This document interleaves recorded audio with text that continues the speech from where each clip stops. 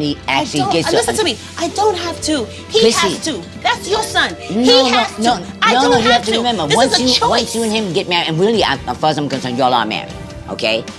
And if you're part of him, okay, and that means he's definitely me, that means that you're part of. As Jim Jones and Chrissy Lampin engaged in a furious fight, the tension in the room was evident.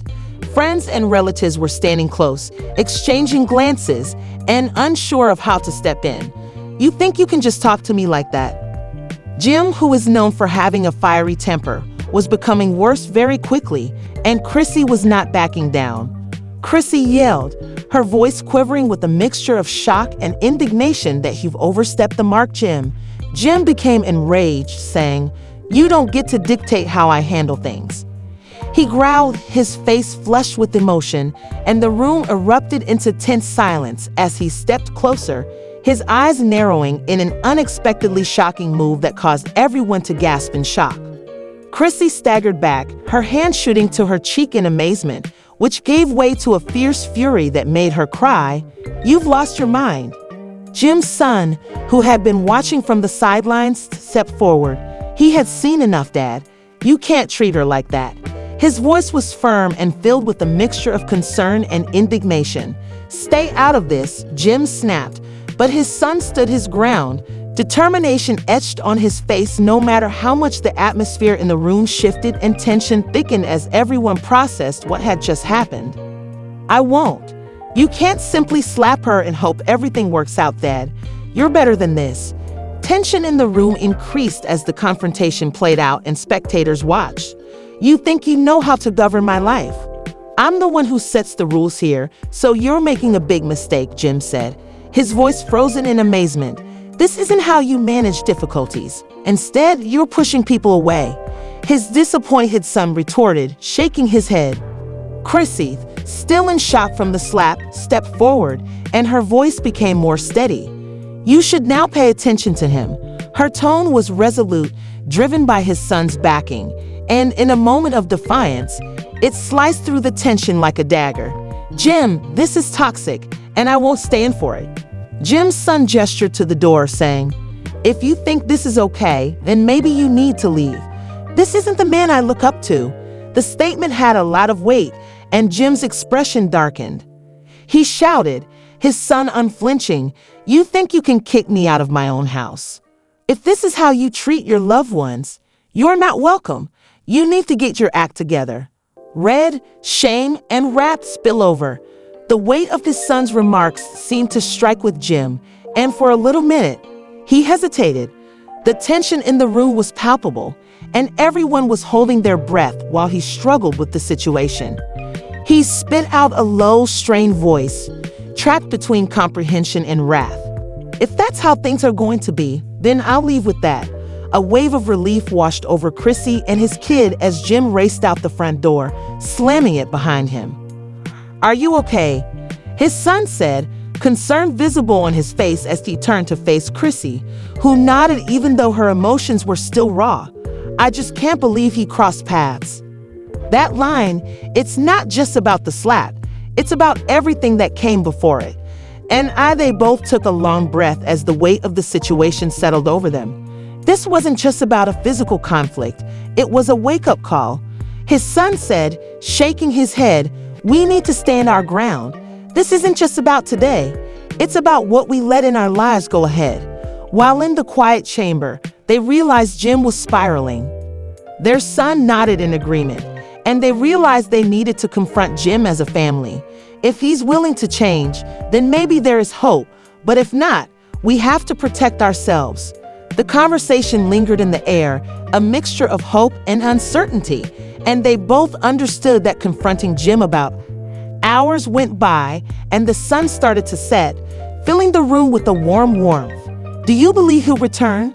His behavior wouldn't be simple, but it was required." "I don't know," Chrissy said with a note of anxiety in her voice, "but if he does, we need to be prepared. We can't just brush this under the rug. It's time to have an open discussion because as the evening went on, Chrissy's relationship with his kid became closer. They had stood together against the flow of toxicity, and in doing so, they had established a safe space for one another.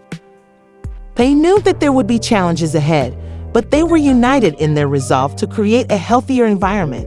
And when Jim returned later, it would be with a new understanding. The door had been opened for change, and Chrissy and his son were prepared to walk through it together in a sleek, modern studio that was buzzing with excitement. Jim Jones is seated across from the lens. Let me get right to the point.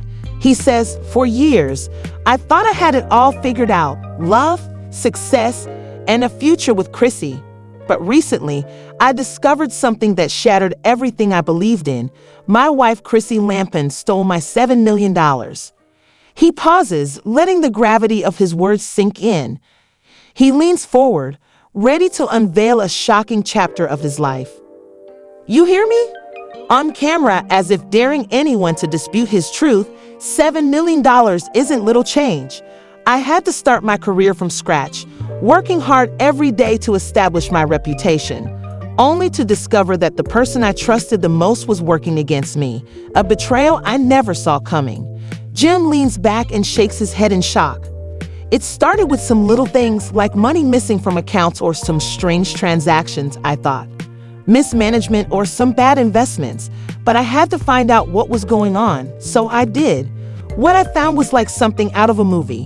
Chrissy had been moving my money around like it was her own personal piggy bank, and I had never agreed to any of it. The shock of it all hit me like a ton of bricks because we had built our lives together, so I thought we would be okay. We're a team," and when I confronted her, he leaned forward once more, his intensity radiating from him. It was as though I was speaking to a stranger, and she was giving me strange looks and acting as though it was all in my head. Even though I had the proof, the bank statements, the documents that proved everything. Jim inhales deeply, the agony still acute. The most painful thing is that I would have given her everything I wanted in order to build a future with her, but she chose to betray my trust. Love is supposed to be about honesty and loyalty, but in that moment, I felt foolish for having trusted her. He ran a hand through his hair, his frustration boiling over. I'm not one to discuss personal matters, but this isn't just about money. It's about respect. It's about the basis of what we were supposed to have. I've discovered the challenging way that I'm picking up the pieces now, focusing on my music and brand. It will take time, but I refuse to let this define me. I've come too far to let one betrayal hold me back, so I'm taking my power back one step at a time with a determined look. Sometimes your loved ones hurt you most. His gaze softens, reflecting on the journey ahead. Jim gets back up, prepared to take on whatever comes next. I hope this serves as a reminder to everyone. When he leaves, the room feels charged with a mixture of resilience and heartbreak, a testament to a man ready to take back his story and forge a new path forward. For those who believe they know their partner, trust your instincts and always keep your eyes open. You never know what might be hiding in the shadows. Following a mysterious post that Chrissy Lampin made on her Instagram story on Friday, September 20, it has been reported that Jim Jones and his longtime girlfriend have called it quits. Chrissy Lampin, I know that neither of us would ever find someone like me. Therefore, I wrote you. It's unclear what sparked the post, but the couple's relationship has a long and documented history. The pair met nearly 20 years ago after a 2004 encounter in a Harlem lounge. And in 2011, Jim joined the cast of Love and Hip Hop New York. Although the couple seemed to care deeply for each other, it was clear that Jim Jones frequently had concerns about getting married to Chrissy, who revealed later in the show that she asked the We Fly High rapper to marry her. And although he accepted when she got down on one knee, the couple hasn't exchanged vows yet. December 13th, New York photo by Johnny News Wire shot of Chrissy Lampin L. and Jim Jones backstage at Dusa Palo at Barclays Center on December 13, 2019 in New York City. At some point, everything needs to cease. Jim Jones is informed by Chrissy Lampin that by 2021, even after 18 years of dating, they will. On VH1's third season of Family Reunion, Love and Hip Hop, Layman seemed to be over the idea of getting married. When he suggested that they finally tie the knot, she unexpectedly said no, adding, "You want me to be this loving, sexually crazy cook this, that, and the other, but you come home and you're mean, cold, and distant." The couple had a heated exchange in which Jones admitted his wrongdoings and his fear of commitment. "I don't want you to think that I'm selfish in the slightest because I love you more than anything in this world.